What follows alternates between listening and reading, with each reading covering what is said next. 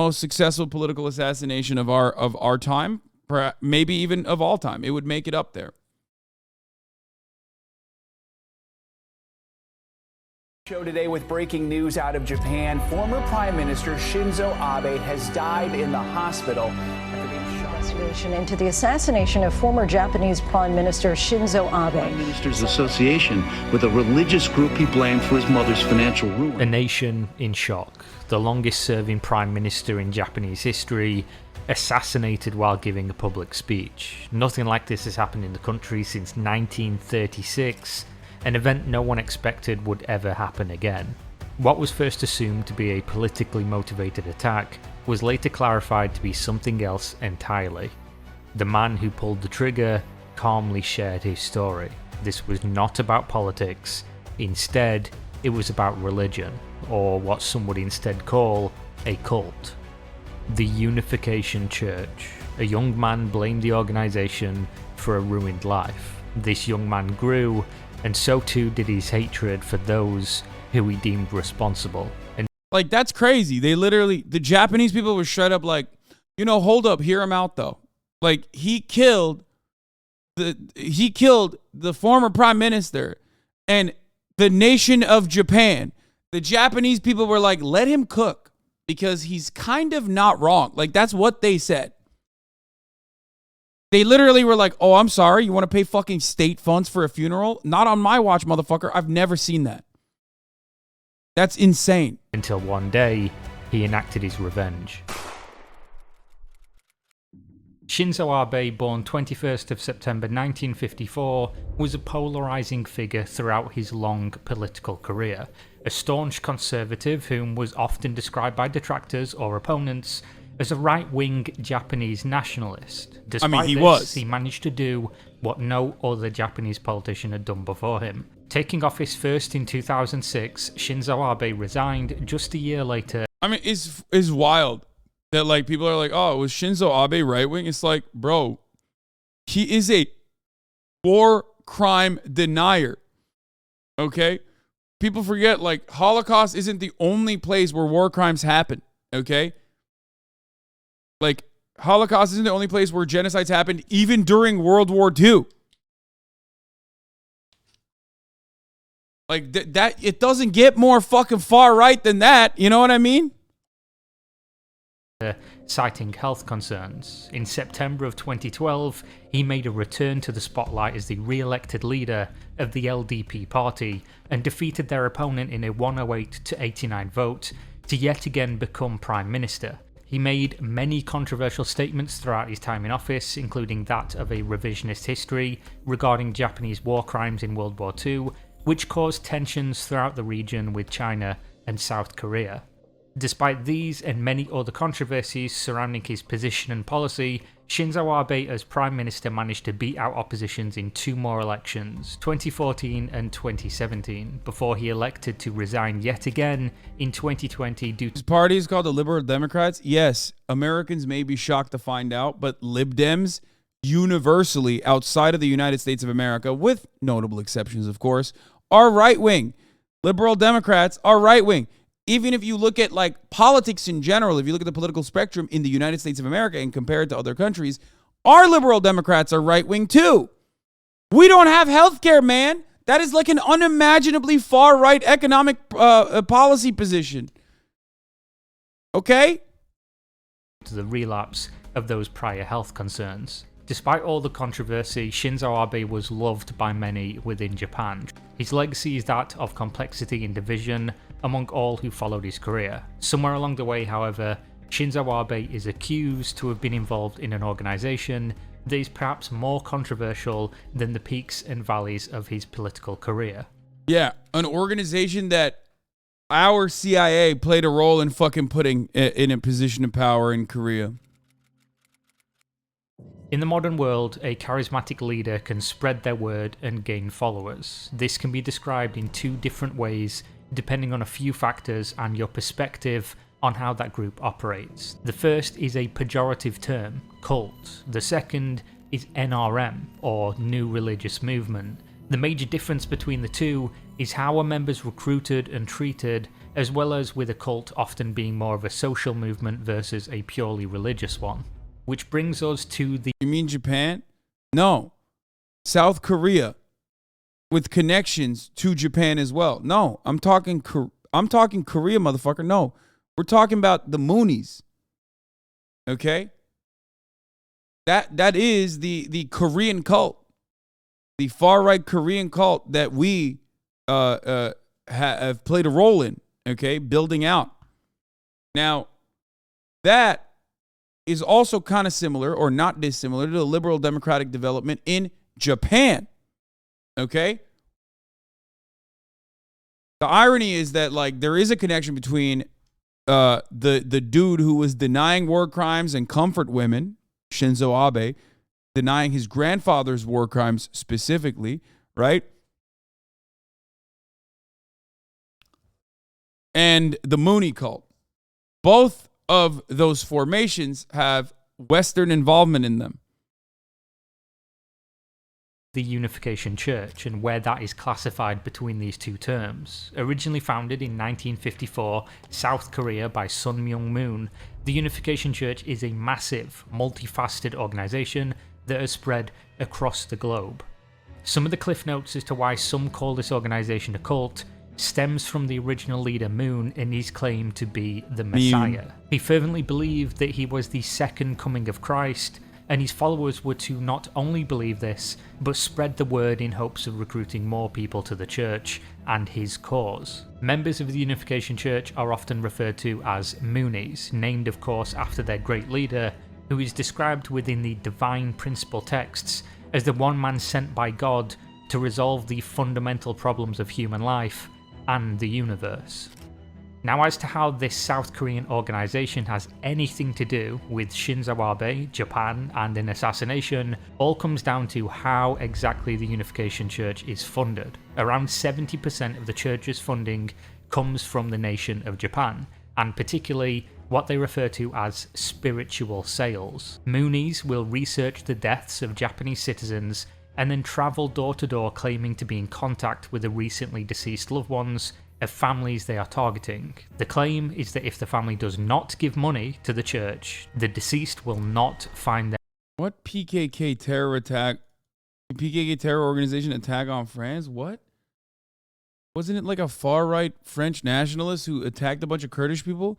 What are you, fucking nuts? So even when Kurdish people are fucking attacked and are victims of hate crimes, they're still responsible and they're terrorists? Is that what you're saying? That's insane, bro. We're not going to talk about that right now, though. We're talking about something else. Yo, he pulled a Megan Thee Stallion on the Kurds. He was like, you know, they are actually deserving and responsible for the hate crimes that they were, they suffered. Their way into heaven. Due to this and many other factors, the Unification Church, despite the name, is said to cause conflict and erosion of families. Followers are sometimes instructed to marry the church's choice or to give over so much money that it would jeopardize the safety and the stability of any... He might just be Turkish and fucked it up in translation, to be fair. Family involved. Due to the widespread operation of the Unification Church and the amount of funding they are able to procure, they have deep ties to many political organizations across the globe. What does the CIA get out of its connection with the Moonies? I wonder what the CIA gets out of, pumping the stocks of a far-right ultra-nationalist religious sect that they can place in a position of power that then where they can exert authority and influence over an entire nation that is already under their control pretty much economically. Oh yeah, that's right. They've done that literally universally all around the world. Anytime that they wanted to thwart like a fucking leftist formation in some country, in any part of the world that they wanted to have a say over, they basically do this exact same thing. Falun Gong is the Chinese version of this, which is unsuccessful, of course, because Falun Gong is like, because the Chinese government is way too fucking powerful in comparison to a war-torn, absolutely fucking destroyed South Korea and at the time and place when, they were building out the Moonies.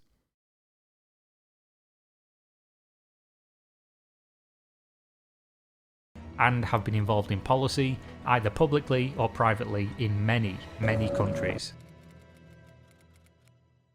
After World War II, the first elected Prime Minister of Japan was a man by the name of Nobusuke Kishi.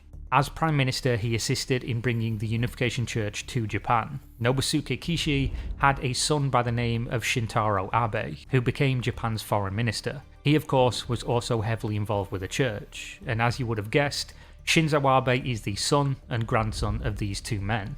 All three of them are alleged to have been at many of the services for the church for multiple decades, and they are not alone, as many other high-ranking Japanese politicians have been linked with the Unification Church and subsequently with the Moonies. This information, while known publicly, did not take any form of media centre stage or seem to be deemed a problem until July 8th of 2022, the day that Shinzo Abe was carrying out his duties at a political event outside a train station in Nara City. During his speech, a man with a homemade firearm walked up behind him and opened fire. The first shot missed. Shinzo Abe turned around to see what the noise was, and the second shot landed.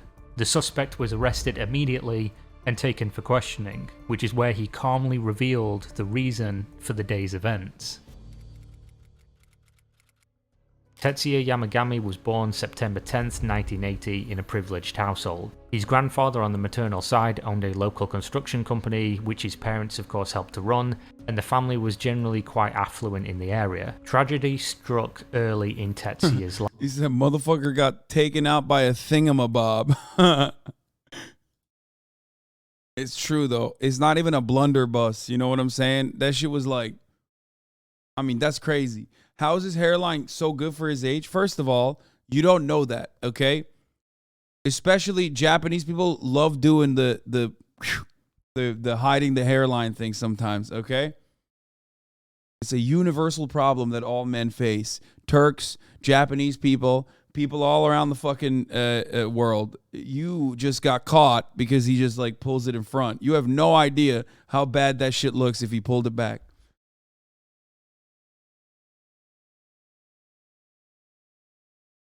Life. In 1984, his father took his own life. As he grew up, he grew close to his uncle as a result. Everything progressed relatively normal from there, that is, until the death of his grandfather. This was when Bro got popped by a blicky madoodle. Stop. A whatchamacallit. I've never even heard of that. A blicky madoodle? things started to really go wrong for the family and get out of control. Tetsuya's mother took over the construction company, but clearly struggled with the death of her father and her husband. In the 90s, to deal with the loss she'd suffered, Tetsuya's mother joined the Unification Church. She regularly attended gatherings, taking her 3 children with her as much as possible. Tetsuya, now a teenager, watched his mother donate every penny that the family had remaining, starting with around 7. These churches literally operate in a similar capacity to fucking casinos where they catch whales like this, okay? They cast as wide a net as possible, catch as many whales as possible, like this dude's mom, okay? And then they milk him for whatever the fuck they got left. $720,000, which were all of their savings, followed by a parcel of land her father had left her, and even the house the mother and 3 children were living in. This caused the family to declare bankruptcy in 2002. The bankruptcy, however, didn't stop the mother from donating to the church. Tetsuya and his siblings were neglected to the point they regularly needed to contact their uncle to deliver them food, as their mother was too busy at the church and prioritized giving the money to them instead of buying food for her children. Due to this financial situation, Tetsuya had little option but to leave home without the education he longed for, as the family just had no money for him to go to college. As a result, he joined the Japan Maritime Self-Defense Force, where he was posted to Kure Naval Base and the destroyer JS Matsuyuki.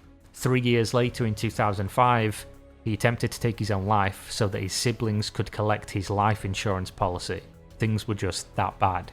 A few years later, his older brother was diagnosed with lymphoma, a disease he struggled with for many years, and of course couldn't resolve due to financial restraints for medical bills. This brother took his own life to escape the disease and financial burden in 2015. Tetsuya by this point blamed the misfortune of his entire life on the Unification Church and the Moonies. He researched the group with an obsession and planned to assassinate the leader. However, he discovered the Shinzo Abe connection and decided that his grudge was with the man who helped spread the church's influence in Japan, which ultimately consumed his mother and ruined his family's life. On July 7th, just one day before the attack, Tetsuya sent a letter to a blog editor who reported on problems experienced by children of religious cult believers. The letter reads, "I once wrote to you that I want a gun so bad that a hand might as well come out of my throat to reach for one. Since then and now, I've devoted myself to procuring a gun. Bro, that's crazy. Yo, bro wrote poetry, dude. Dude, it's like that is crazy. That's like an actual villain origin story. Like, God, our shooters are so lame. Like, they have no fucking actual political targets. It's literally just straight up, like, relentless, unfiltered frustration and rage that they fucking have. And their manifestos are literally just copy-pasted 4chan poll memes, like, about white people getting replaced or whatever. This guy actually had, like, an anime villain arc where he was just, like, I mean, that's crazy. That's crazy.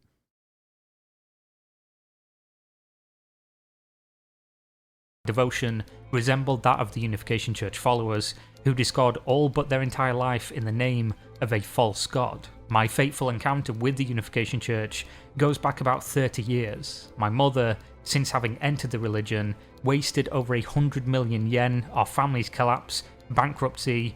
As such things went by and my teenage years were over, it wouldn't be an exaggeration to say that this experience continued to distort the rest of my entire life. While I did loathe Abe, he is not the primary enemy. He is no more than one sympathizer of the Unification Church, one who has great influence in the real world." This letter was discovered days after the assassination and later released to the Japanese media, along with the story of Tetsuya Yamagami. With nothing left to lose and having accomplished part of his mission, the now 41-year-old man described his previous attempts to remove high-ranking members of the church from this mortal realm. From the time of bankruptcy over 20 years ago, he would walk the church halls with a knife, searching for the opportunity to find the South Korean leaders of the church. He made plans to burn another member with a Molotov cocktail in 2019, but had to give up due to the inability to access the church on that given day. He considered making homemade hand coming out of mouth is a saying in Japanese. I mean, that's a cool ass saying, bro. Someone said they made the villain too relatable. Yeah, dude, this guy has he is the genius of hard work, okay? He literally worked so fucking hard for this.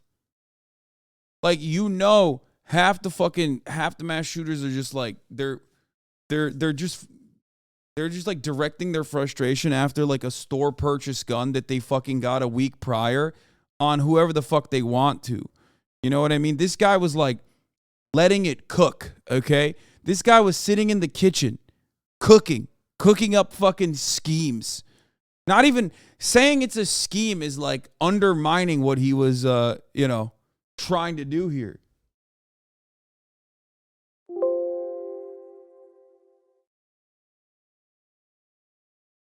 Explosives, but didn't want to harm innocent bystanders, instead electing to make homemade firearms. Tetsuya Yamagami spent the majority of his adult life searching for retribution. On July 8th, 2022, he enacted that vengeance. The Japanese government has begun an official investigation into the Unification Church. There have been months of revelations about links between the religious group and the government. Are we sympathizing with a killer?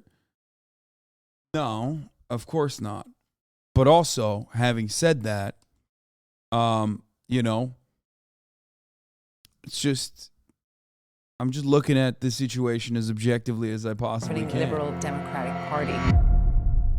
In the immediate aftermath of the event, there was panic and uncertainty. Politicians cancelled plans and campaign appearances out of respect as well as safety concerns. No one knew what else could happen or even why this had happened. It's not even that like I'm sympathizing with the killer, the assassin in the situation, but it's more so that like he had a goal. Okay. He very clearly defined his goal. He overcame great odds. Okay. Many obstacles, many hurdles were cleared. Okay. He built a fucking rust weapon, a blunderbuss. Okay. Out of just tape, pretty much. Right. And then ended up assassinating the longest leader in Japan, right? Other than, emperors and shit, who had done many awful things throughout his lifetime. But the reasoning for why he had assassinated him was because of his connections to a CIA-built, psychotic, far-right, ultranationalist Korean church. And not only that, but he did what he did, and then the Japanese people literally fucking turned around and were like, actually, he's kind of right, though. Which is crazy. After Tetsuya Yamagami's questioning, the letters and his tweets were publicized, it raised more concerns and questions than if this was purely politically motivated. Questions were being asked by media, both foreign and domestic. How much of this was true and how deep did it run? Did the Unification Church have these political affiliations, and if they did, to what end?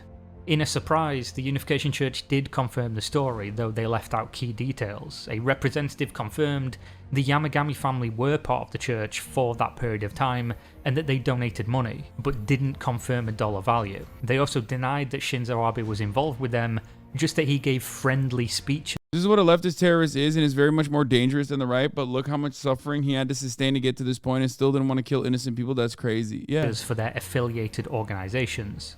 Then there was infighting among the Moonies from Korea, with a statement released expressing guilt over the death of Shinzo Abe. A prominent leader of the Moonies claimed he wanted to reform the actions of the church in Japan, striking the practice of spiritual sales completely from the organization. I mean, it doesn't get more... Bro, it doesn't get more than that. You know what I mean? That's it.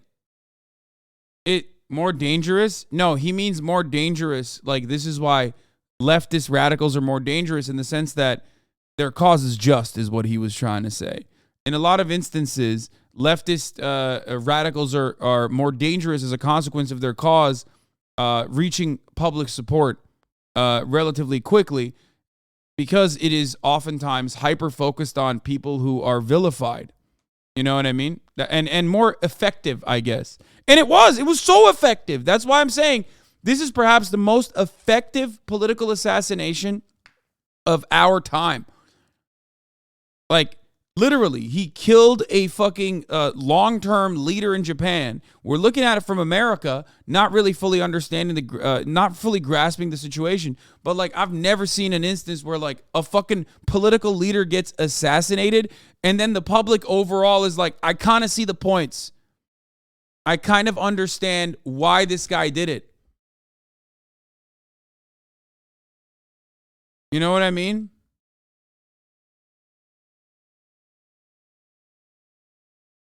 Unfortunately, the other leaders were having none of it. They saw the massive financial benefit, and they didn't want to let go. In fact, they went so far as to deny everything he said, instead claiming that the media discussing these topics were tantamount to hate speech and threats against their followers. Which is why they organised protests where they transported over 3,000 people from their career. I'm going to be honest, that's not going to work, because, for reasons, ironically, that Shinzo Abe actually denied routinely, the relationship between Japanese people and Korean people, not exactly great. Okay? That certainly was a systemic form of bigotry that played a role in why this was a successful assassination. Because many people looked at this and went, why the fuck is the Japanese prime minister, the former prime minister of Japan, like, so invested in this fucking Korean church? Because, let's be real, there's a lot of story there. There's a lot of background there. Not too fond. The Japanese people are not too fond of Korean people, vice versa, for understandable reasons, especially on the Korean side, even though this unification church is a far-right ultranationalist unification church, and I'm not fucking, supporting them in any meaningful capacity. But you have to admit that Japan's like the overall Japanese attitude towards Korean people in general definitely also played a role in why this was a successful assassination. Facility right to the streets of Seoul to rally against Japanese media. Most of the participants in this rally were Japanese women who were married to Korean men through their arranged marriage system. As if that wasn't enough, they also started to sue Japanese media outlets or even talk show guests for defamation whenever they...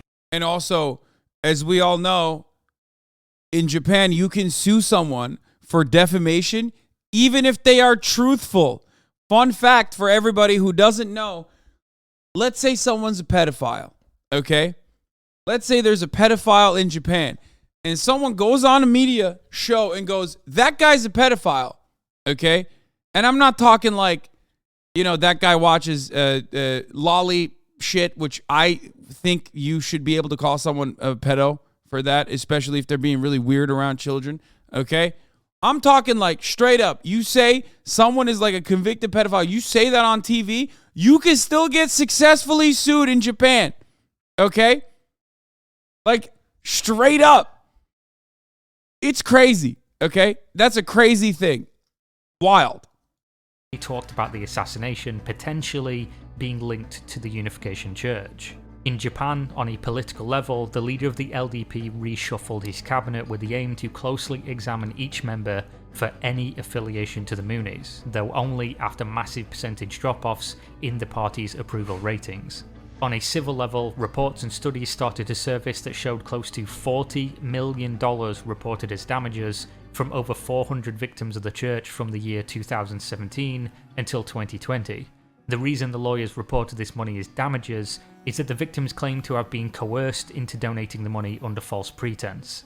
On October 16, 2022, Japanese Prime Minister Kishida announced a probe which would assess the allegations against the Unification Church operation within the nation. Should any of this prove true, the organisation would be officially dissolved within Japanese territory.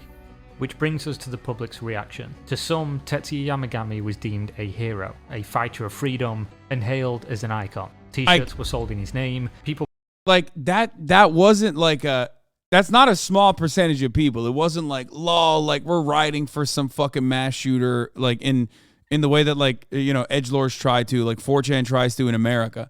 We're talking like a good chunk of Japanese people saw what he did and were like, that was fire, actually, and valid. Okay? People were cosplaying as him on the day he actually performed the assassination.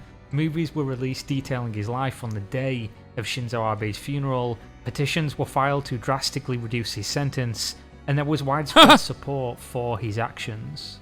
The issue here is doing so could cause others to try to resolve their own problems in life with those same radical methods. And that is how the most polarizing figure in recent Japanese politics was assassinated due to his alleged involvement in an organization that has solicited billions of dollars from grieving Japanese families. I mean, that shit was crazy, dude. That was crazy. That